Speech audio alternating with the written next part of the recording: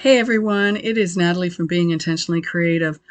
I attempted to make a video this morning, and for whatever reason, and I don't know what it is, my video recorder did not pick up my microphone.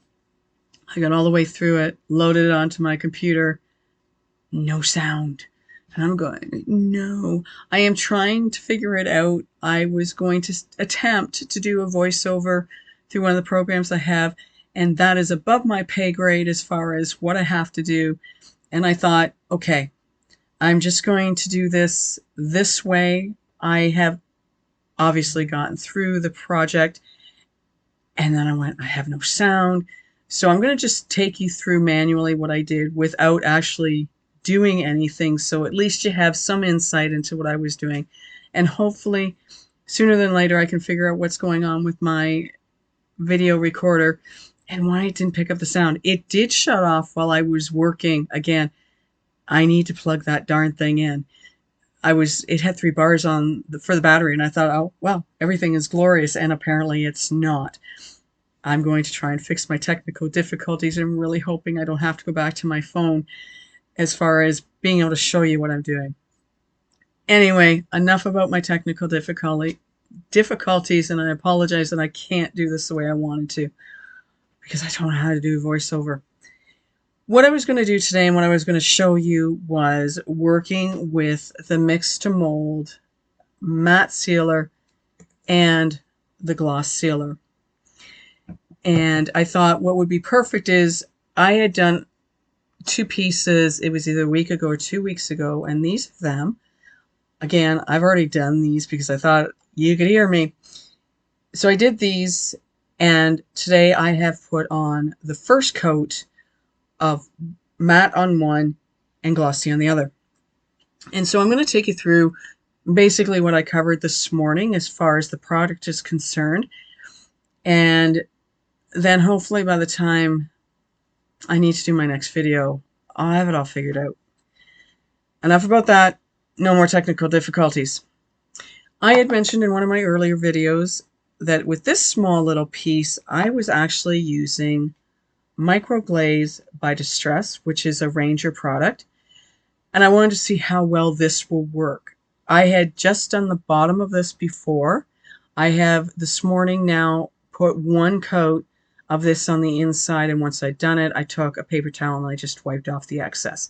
I think I'm going to put about 2 coats on this, and then what I'm going to do is I'm going to fill it with water, or put some water in it, maybe not fill it, and just see what it does. It's water resistant, so yeah, I'm not sure how it's going to turn out, but I am wanting to play with some different products to get an idea of what I can do as far as sealing pieces up, and then being able to either put water in them, put flowers in them, dirt, what have you.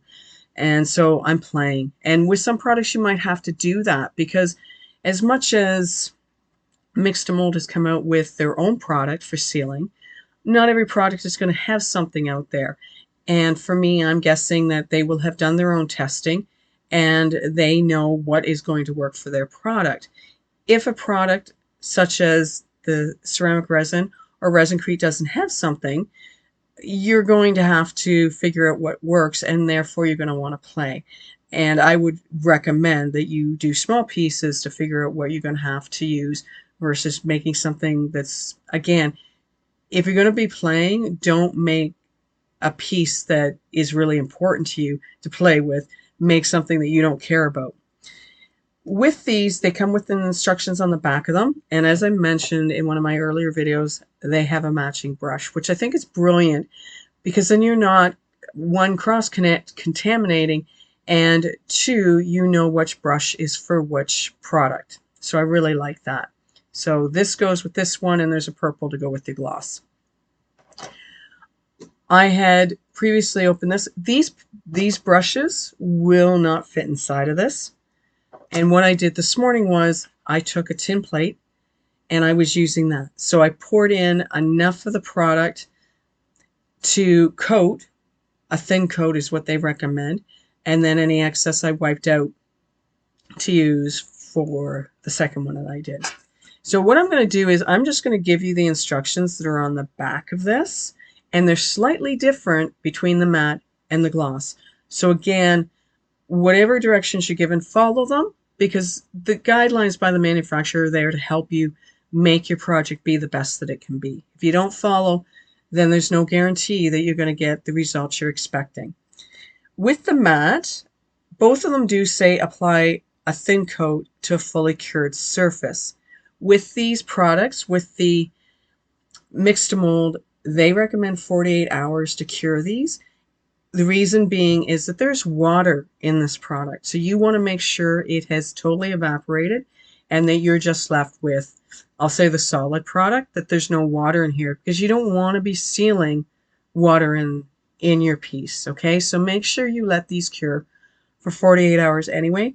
These pieces that I've done today, they have at least been curing for a week, possibly two, because I'm not 100% sure when I did these. So make sure they're fully cured before you put on your sealer, okay?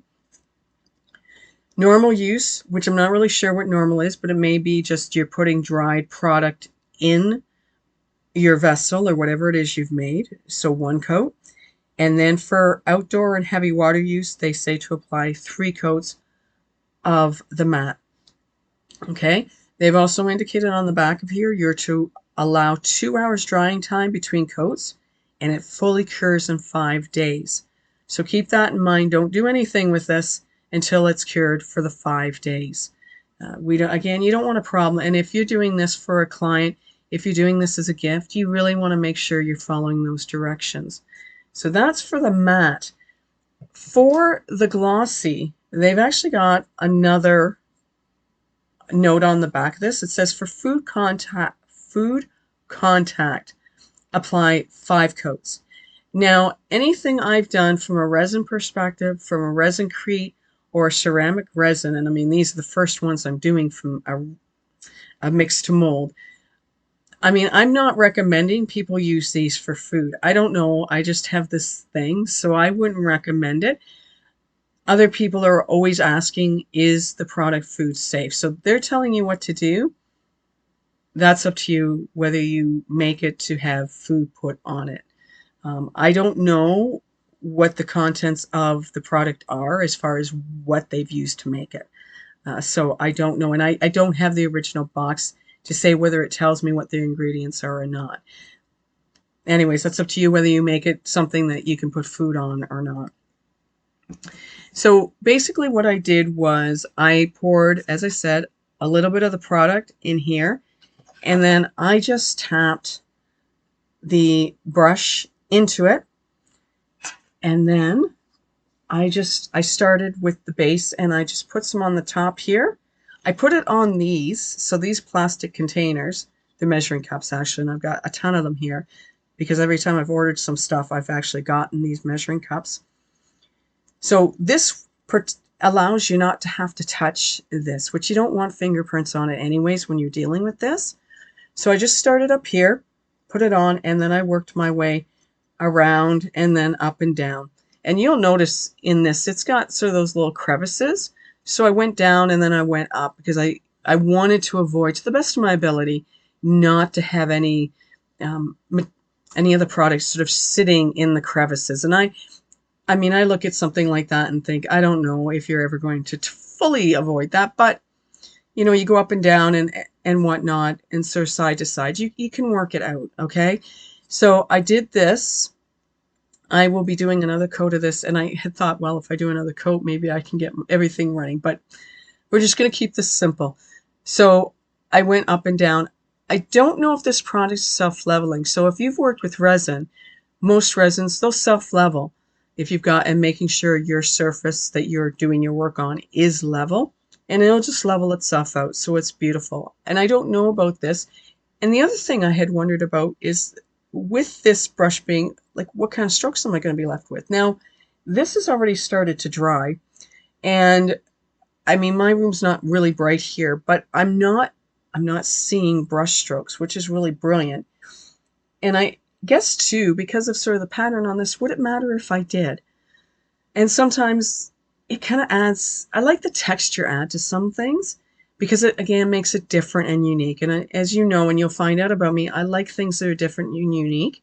I don't need everything to be Well, not now anymore. I don't need things to be perfect, and maybe a bit of a brush stroke would be kind of cool.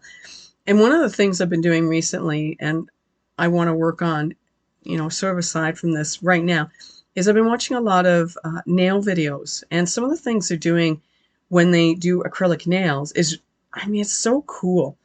And some of the ideas they've got there, you can apply here and vice versa. I used to do paint pours, and some of what they're doing on the acrylic nails is similar to a paint pour. So it's, going across from, one type of artwork to another. The ideas, I mean, they're just amazing. So something to keep in mind. So I went around and I did this one, and then we put this to the side and we let it dry. And as I say, they're drying very nicely. So I did the same. So once I was done with that piece, I cleaned this out. I put some of the glossy sealer in here using my purple paintbrush. And again, I did the exact same thing. Now, when I was done all of this, I realized, now you really want to make sure you know which one is the matte and which one's the glossy. And to me, I think, well, it should be pretty obvious. But in me looking at them, as much as I know this is the glossy one, there's not a lot of difference in the look of them. And that's part of the reason I want to put a second coat on both of them so I can see the gloss on it, which is it's going to be interesting to see how much that shows up. And if I'm going, or we're thinking of it, I would put a third coat on them anyway for the outdoor water use. So again, started at the top, worked my way down the sides. And on this one, I did a little bit more of this way as well. And, that's a recommendation too, if you're doing multiple coats, to make sure everything gets covered. You do one coat this way, do the next one this way, and then the next one. And then I think you're pretty much guaranteed you're not going to miss anything. In some of my pieces I've done before, and specific to my paint pours where I was putting a top coat, whatever that product was, I mean, it's easy to kind of miss. Like, you think you're getting everything, but you may not. So doing a second coat, or in this case, a third coat, depending on what I'm going to use these for, doing it in different directions, I think you're pretty safe that you're going to hit everywhere you need to. So that's what I did with those two. And I thought, well, I'll put them down on my table with glossy over here, matte over here. The last thing I want to do is I sort of want to take you through the pieces that went wrong. You saw my video on that. And I had indicated that I was filling in. So I cleaned out the holes that I had, and I got rid of the really fine product, or I'll call it the ceramic resin. I got rid of it. And then I taped these up and I put UV resin in these sections. So I did just regular UV resin with these. Okay, and I had mentioned about, potentially putting lights in this that could, glow out at night. You could use this for just putting something dry inside of it. I'm going to seal these up because I do want to see how these will work from a water perspective, and to make sure that if I do put water, that my UV resin has really filled up these holes enough that there's not going to be any leakage from this. Now, I did the other one as well, but a little difference in this. I put beads in the 3 windows that I've got here because I wanted something a little different. And again, you could put a light inside of this. I'm going to seal it up. Because of the texture, not the texture, but because of the design on this, you'll notice it's sort of very, I don't want to say plain, but it's very basic in my mind. So I was wondering, what if I seal this up and then I maybe put some tattoos on this? I mean, I've got tattoos that I bought to use in my artwork. And I thought, what if I put some sort of like a tattoo on that's got a nice design, like maybe a flowers. I also have a cricket. So I'm wondering, what could I cut out from a vinyl perspective and put on this just to add something to it. If you like this, you could leave it plain and not do anything to it. But I always like to take it one step further and see what I can do. So for these 2 pieces, that's what I'm planning on doing. I want to dress them up a little bit, but you for certain could leave these just the way they are, because they're pretty in their own right, just the way they are. I did do, on the advice of Mix2Mold, I did this one. This is how it is supposed to look. I nested the small pot mold inside the bigger silicone mold, this one, and it worked fine. I don't have the same issue that I had with those ones. And I love how this turned out. And I'm thinking too, this would look really pretty if I cut something out with my Cricut or put some sort of design on it in general. I'll seal this one up. Now there's some other ideas I came up with for this one because I had some left over and I made this rose. This rose is a little heavy. If you were to make it into a magnet, you'd probably have to attach a couple of really, I'm going to say powerful magnets to the back of this so that it would stick on a fridge, because it's got a bit of weight to it. It's not overly thick. It's not as thick as the mold is, but it's got a bit of weight, and this has been drying for a couple of days, and it's still kind of heavy. But then it got me thinking, if I had some way of making a lid for the top of this, then this could be the topper that goes on it. That could be what you would take the lid off with and put it back down with. And then that got me thinking, so what else could we do with this? And I thought, well, if I put a lid on this, what if you made this into a potpourri? And I may be dating myself, and I don't know how many people have potpourris anymore, but back in the day, they were really big. So you would get your potpourri, you could put it in the inside of this. If you had holes in the top of it, it could let the aroma out. Now, you could also very carefully drill holes into the side of this and, again, have the scent from the potpourri coming in, out of it. For stuff like this and for resin pieces I don't recommend you putting in a lit candle. I recommend a battery operated candle just for safety reasons. But you could, if you drilled holes and you put a tea light in here, a battery operated one, you had your lid on, and then you had this at nighttime in the dark, having the light, bounce out of it and onto your walls. So another option for this, right? Or you drill the holes and you do like I did with those other pieces, and you fill them with resin. And again, you could use it as a pot if you seal it up enough times. I want you to know that don't ever discount like I did. I was sort of discounting those other pieces I had, and I was going to, just let them go. But I thought, no, there's got to be something. And it took a little bit of time for me to figure out what I wanted to do with them. But they're not a lost cause now. And I have options for them.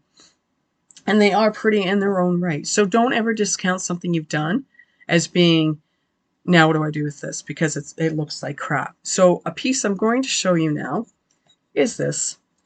I really don't like this. I was playing with color. It didn't turn out. I mixed colors I shouldn't have mixed together. And you'll find that when you're playing, you mix things together and they just go gungy, grungy, whatever. So my idea for this one is potentially to do a decoupage on it. I have tissue paper, I have napkins, and what I want to do is see about putting something into these ridge areas. So I'm not sure if this one will get sealed before I do that, because technically if I decoupage it, that would do the sealing for me. But I could definitely seal the inside, and then I could put it, use it as not outdoor. I wouldn't if I decoupaged it, but perhaps I could put a plant in this. So the inside for sure, I'm probably going to make it so you could. But for the outside, I was thinking a decoupage. So I can dress it up and make it a piece that I like. Because as I say right now, I'm not a fan of this at all. But with a little bit of, innovation and creativity, you never know what could happen with this piece. So don't ever discount it, and maybe let it sit for a couple of days till you find something that's going to work for you. Anyway, that is it. Again, I apologize that you're getting this video this way and you're not actually seeing me do what I did this morning.